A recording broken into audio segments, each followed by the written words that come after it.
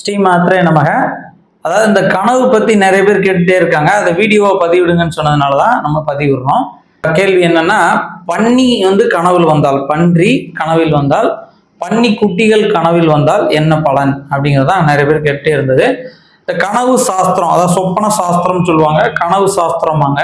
அதில் ஒவ்வொரு கனவுக்கும் ஒவ்வொரு பலாபலன்கள் கொடுத்துருக்கு.